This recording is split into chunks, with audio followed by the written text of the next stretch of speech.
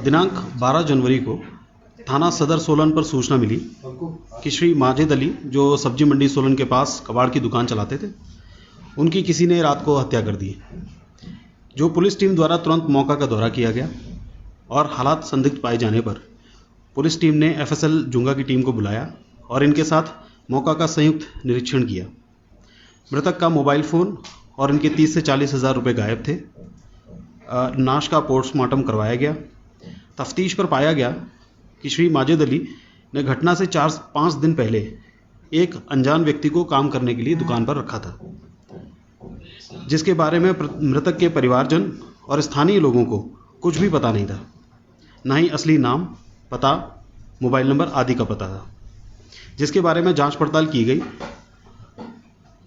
यह उपरोक्त व्यक्ति घटना के बाद से फरार चल रहा था, जो उसकी शिनाख्त करने और इसका पता लगाने के लिए 4 पुलिस की टीमों का गठन किया गया और इन टीमों ने अलग अलग सबूतों पर काम करना शुरू किया। इसके लिए मृतक के पिछले दिनों की रूट हिस्ट्री ट्रेस की गई और उनके संपर्क में आए सभी लोगों को भी ट्रेस किया गया।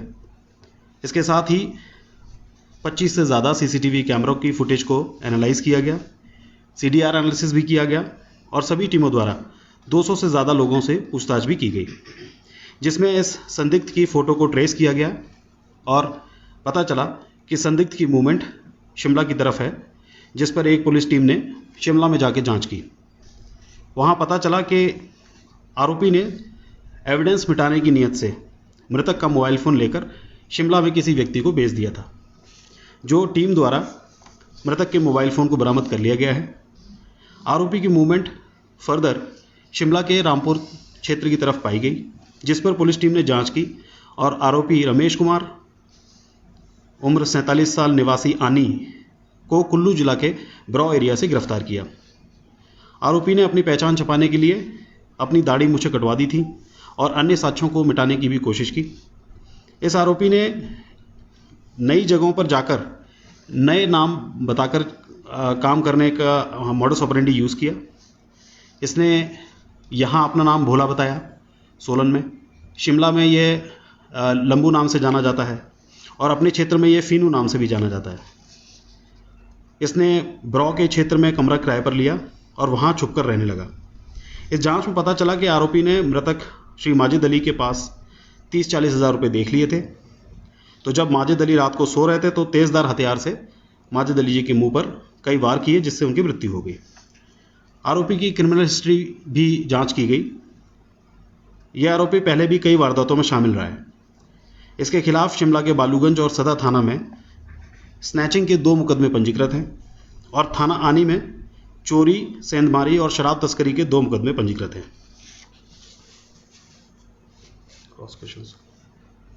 इससे पहले भी कभी ये हत्या में इन्वॉल्व रहा है और क्या ये मोबाइल वगैरह का उपयोग करता था, क्या होता है? आरोपी इससे पहले हत्या के मुकदमों में संलिप्त नहीं पाया गया है। यह सिर्फ चोरी, सेंधमारी और शराब तस्करी के मुकदमों में संलिप्त पाया गया है। आरोपी घटना को अंजाम देने के लिए और अंजाम देने के वक्त मोबाइल फ़ोन्स का इस्तेमाल नहीं करता है। तो सर, ये जो आरोपी है उसी दिन इसको नौकरी पर रखा हुआ था माजिद अली ने? 4 से 5 दिन पहले।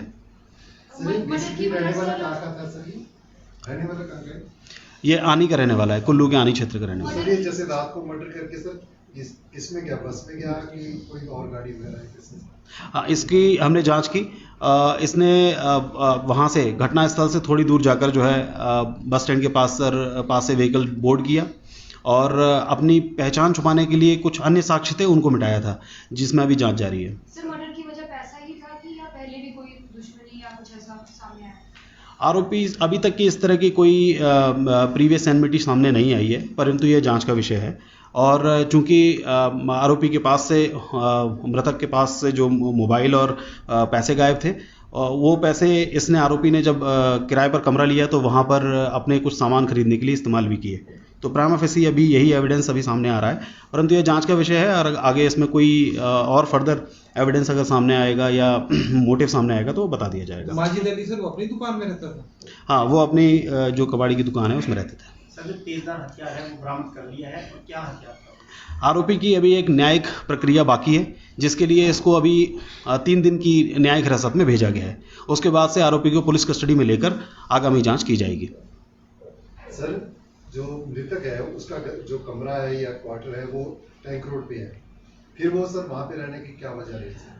आरोपी जो मृतक जो हैं, इनकी जो किराए पर कमरा अलग है और जो इनकी दुकान है जिसमें कबाड़ का काम करते हैं वो अलग है। तो कई बार ऐसा देखा गया है कि दुकान पर ही सो जाया करते थे और कई बार जो है वो साथ में अपने परिवार के साथ में वहाँ रहते थे किराए के कमरे पे। सर, जो मेडिकल हुआ उसमें मतलब तेज धार से वो आया है रिपोर्ट में सामने कि कुछ पिलाया या कुछ खिलाया गया हो, ऐसा कुछ? अभी तक की जांच में हत्या में जो वार किए गए हैं तेजधार हथियार से वही पाए गए हैं। सर, जो मृतक है क्या उसके ऊपर भी कोई मुकदमे दर्ज थे? अभी तक की क्रिमिनल हिस्ट्री में तो ऐसा नहीं पाया गया। सर, जो बाहर से लोग रह रहे हैं यहाँ पर आके, प्रवासी चाहे वो मजदूर हैं या और लोग काम करें, उनकी आगे वेरिफिकेशन कैसे होगी? क्योंकि मर्डर ऐसा हुआ है सोलन में, तो आगे क्या पुलिस करेगी, कार्रवाई कैसे करेगी? इसमें स्थानीय लोग हमने सोलन पुलिस ने स्थानीय लोगों से पहले भी निवेदन किया था कि जब भी कभी वो अपने बिजनेस व्यापार से संबंधित काम से संबंधित लोगों को इस तरह से रखते हैं तो उनकी पुलिस वेरिफिकेशन जरूर कराएं। जैसे इस केस में उसके बारे में कोई भी जानकारी न सिर्फ मृतक और उनके परिवारीजनों के पास, बल्कि इसके अलावा जो आरोपी है वो कई और लोगों के संपर्क में भी आया सोलन में ही, और उन्होंने भी उस आरोपी के साथ काम किया, कबाड़ का सामान खरीदा बेचा, लेकिन किसी भी प्रकार की कोई आइडेंटिटी, कोई मोबाइल फ़ोन, आधार कार्ड इत्यादि को नहीं कलेक्ट किया।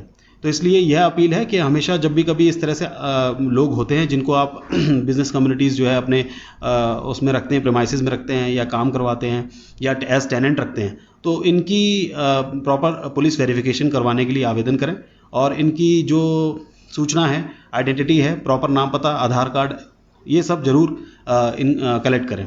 सर, क्या वजह रही है कि न्यायिक हिरासत में भेजा गया, पुलिस रिमांड नहीं मिला आरोपी को? ये एक तकनीकी प्रक्रिया है जो एविडेंस को और मजबूत करने के लिए की जाती है। पहले न्यायिक हिरासत फिर पुलिस रिमांड? हाँ, इस तरह का प्रोविज़न अवेलेबल है। इसमें बेसिकली क्या है कि एक हम और एविडेंसेस को मजबूत तरीके से चार्जशीट में पेश करना चाहते हैं बिना किसी शक शुबा रहने के, इसलिए इस तरह की हमने प्रक्रिया को इस बार अमल में लाया है। तो हथियार तो भी बरामद नहीं हुआ? वो पुलिस कस्टडी के दौरान आगे की जांच की जाएगी। ठीक है। इसके अलावा एक जनरल प्रेस ब्रीफिंग जो क्राइम की थी, अगर वो कर दें तो फिर है ना, कर दो। हमें यह बताते हुए हर्ष हो रहा है कि भारत सरकार ने सोलन जिला के पुलिस थाना सदर को देश के टॉप 10 पुलिस स्टेशंस में जो जारी सूची है उसमें शामिल किया है, और सदर थाना हिमाचल प्रदेश में सभी थानों में पहले स्थान पर इस लिस्ट में पाया गया है। यह सूची जो है भारत सरकार द्वारा जारी की गई है। इसके अलावा साल 2023 में जो उसके कंपैरेटिव ईयर साल 2022 के मुकाबले 1119 अभियोग पंजीकृत किए गए, जो कि 2022 में 1102 पंजीकृत किए गए। जो पुलिस के प्रयासों से जहां एक तरफ मानव तथा संपत्ति के विरुद्ध अपराधों में कमी आई है, वहीं दूसरी तरफ जो खोज कार्य, जो डिटेक्शन के केसेस हैं, स्पेशली जो एनडीपीएस के केसेस हैं, उनके मामलों में वृद्धि दर्ज की गई है। इसमें शीर्षवार जो तुलनात्मक विवरण है वो इस प्रकार से है। मर्डर के केसेस जो 2022 में 4 केसेस पंजीकृत हुए थे, 2023 में मर्डर के 5 केसेस पंजीकृत हुए। दोनों ही वर्षों के सभी केसेस को जो है पूर्णतः सफलतापूर्वक सुलझाया गया और इनमें कुल 12 अभियुक्तों को गिरफ्तार किया गया। बलात्कार के 2022 में 17 अभियोग पंजीकृत हुए और 2023 में 21 अभियोग पंजीकृत हुए, और इनमें भी सभी मामलों को, इन 21 जो अभियोग हैं, इनमें सभी मामलों को जिला पुलिस द्वारा सफलतापूर्वक सुलझाया गया और इन मामलों में कुल 32 अभियुक्तों को गिरफ्तार किया गया है। इसी तरह से किडनैपिंग में 2022 में 46 अभियोग पंजीकृत हुए और 2023 में 30 मामले जो है दर्ज किए गए। इसमें एक मामले को छोड़कर 30 में से 29 मामलों को सुलझा लिया गया है।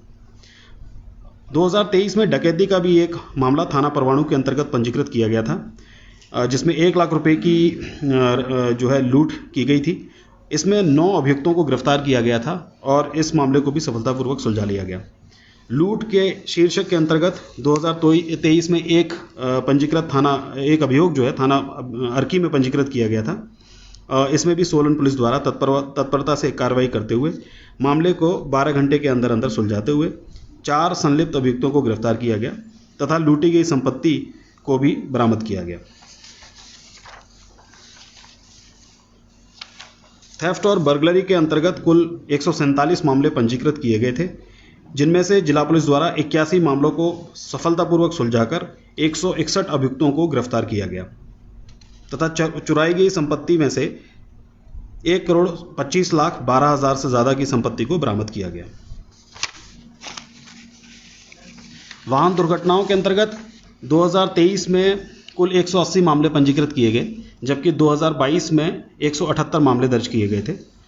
सोलन पुलिस द्वारा जिला के सभी राष्ट्रीय उच्च मार्गों, राज्य उच्च मार्गों व अन्य मार्गों पर निरंतर उपस्थिति सुनिश्चित करते हुए गश्त, नाकाबंदी व वाहनों की चेकिंग की जा रही है, जिसके फलस्वरूप वाहन दुर्घटनाओं के जो गंभीर वाहन दुर्घटनाएं हैं उनके मामलों में कमी आई है। मादक पदार्थ अधिनियम में 2022 में कुल 90 अभियोग पंजीकृत किए गए थे, जो कि वर्ष 2023 में 108 मामले दर्ज किए गए। इन 108 मामलों में कुल 232 अभियुक्तों को गिरफ्तार किया गया है। इनमें से तकरीबन 80 अभियुक्त जो है वो बाहरी राज्य से हैं और 6 जो हैं विदेशी मूल के अफ्रीकन नागरिक हैं, इनको भी गिरफ्तार किया गया है। इसके अतिरिक्त जिला पुलिस ने अपराध नियंत्रण और मादक पदार्थों की तस्करी को रोकने के लिए रुस्तम योजना की शुरुआत की, जिसमें 2000 से ज़्यादा युवाओं से संपर्क स्थापित किया गया। इसके माध्यम से रुस्तम वॉलंटियर्स की टीम शिक्षण संस्थानों में, पब्लिक प्लेसेस पर जाकर जो है स्किट्स के थ्रू और कॉम्पिटिशन्स के थ्रू जो है लोगों में नशे के खिलाफ जागरूकता फैला रही है। और इसमें जन साधारण की सहभागिता और सहयोग को रुस्तम वॉलंटियर्स के माध्यम से सुनिश्चित किया जा रहा है।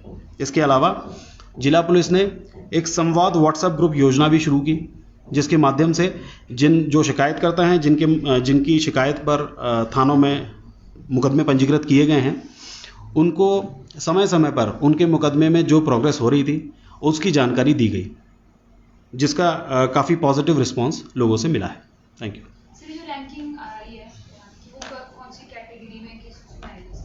इसके लिए एक अलग अलग पैरामीटर्स निर्धारित हैं। अभी हमें रैंकिंग और वो डॉक्यूमेंट मिलना बाकी है, उसको हम शेयर कर देंगे। Thank you. सर, आपने बताया कि जो चोरी की है उसमें 1,80,00,000 रुपये एक रिकवरी की, 1.25 करोड़। टोटल कितनी जो है चोरी हुई है, रिकवरी हुई, टोटल कितना है? इसमें 2,20,00,000 से ज़्यादा की चोरी हुई है, जिसमें 1,25,00,000 से ज़्यादा की बरामदगी कर ली गई है। मामले कितने थे सर चोरी के? 147 चोरी और बर्गलरी। चोरी के 91 मामले थे और बर्गलरी के 56 मामले पंजीकृत हुए। सर, इसमें सारा आपका सर जैसे कि आपने चिट्टे की बात किया और किया, तो सारे तकरीबन शॉर्ट केसेस हैं। चोरी के मामले क्यों पीछे रहे? चोरी के मामले जो है पिछले 6 महीनों में काफ़ी ज़्यादा मामलों में जो है प्रोग्रेस हुई है। स्पेशल टीम्स भी बनाई गई हैं। जैसा आपने देखा होगा कि नेशनल हाईवेज़ पर जो है और जो हमारे थाने हैं, जैसे परमाणु और धर्मपुर थाने हैं, पिछले वर्ष 2022 और 23 में जो है कुछ गैंग्स एक्टिव थे, जो व्हीकल थेफ्ट गैंग्स थे। और पिछले 6 महीनों में जो है इन व्हीकल थेफ्ट गैंग्स में ऐसे 2 गैंग्स जो है वो अरेस्ट किए गए। इसके अलावा जो नेशनल हाईवे है उस पर हमारी प्रेजेंस सुनिश्चित की गई है। हमने ये 75 किलोमीटर्स का जो नेशनल हाईवे है उसको 7 मोटरसाइकिल राइडर्स की बीट बनाकर जो है उसको डिप्लॉय किया गया है।